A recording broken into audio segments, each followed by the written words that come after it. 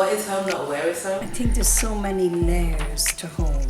Somewhere that I'm always longing for. It's almost like an ideology or a feeling that I've not quite grasped. My father said that home is a well of memories, and your whole life you're putting stuff into this well, and when you don't feel at home, you go to the well and the well is empty, and home is meant to be a replenishing thing. Home is a safe place where you can just be who you want to be. Yeah, and where is it? Oh gosh.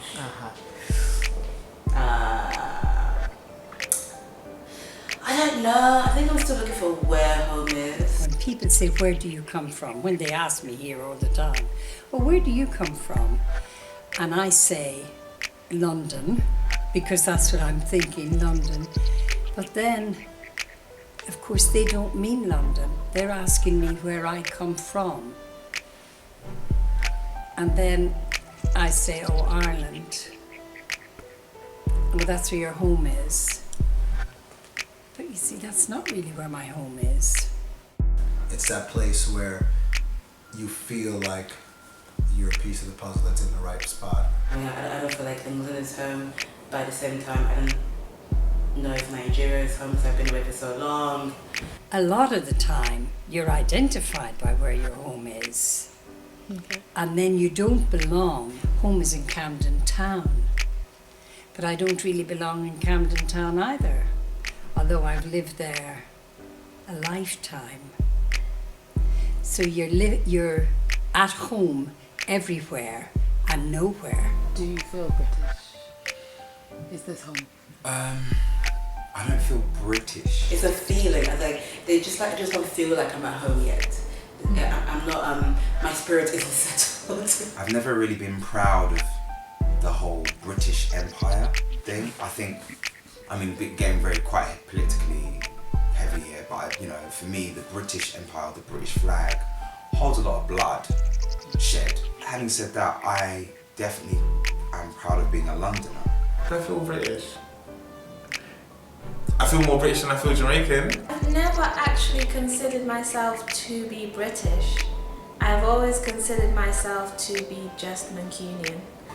My brain is London, really. I've got a British passport, but I think in my head, I'm still Jamaican, always will be. Strangely enough, I'm more quicker to think of myself as a Mancunian. Britishness for me is what I am, but I don't feel like other people accept that I'm British. But you claim it? Yes. Beyond the passport? I claim it beyond the passport because I feel I have a right to, and I feel like I need to change the narrative that other people have of what Britishness is. And if I don't claim it, then they get to keep it as theirs. So I think it's because I can't claim Jamaica in that sense. So if I don't claim British, what do I have? Okay, so with the love that we all obviously have for Britain, London. In places where you should feel comfortable and at home, have you ever felt othered, and examples of I feel othered in London all the time. I feel like my mere existence is like I'm a walking othered thing. But also the sense of being othered starts from when I first came to the country. Like, it wasn't just white, I don't feel just othered by white people, but I think there was a phase in my life where it was mostly other black people. So like other young African people or West Indian who were first generation, and there's that that separation. Like, you're not really from London, like you're not really British, like you don't really know about, you're not really like. And then that's also easy as well to buy into, and but then also you learn how to be like, okay, I'm not that and I'm not this, so I'm just gonna do me. And I think that constant I'm just gonna do me thing is so tiring, but it's so necessary. My mother never felt she was British, and always, she was always challenging, stuff that was happening to her. And my father had a more, what's the word? it was softly stuff. He tended to integrate more, and you know, even his accent, he hasn't got anything left of a Jamaican accent. He's got a Cockney accent now, and my mum never lost her accent.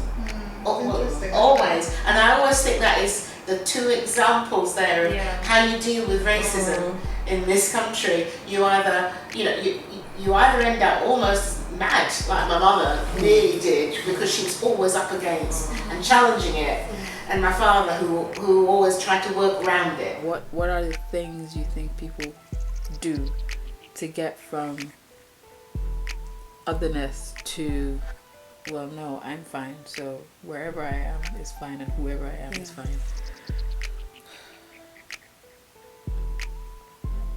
I don't know, because I feel like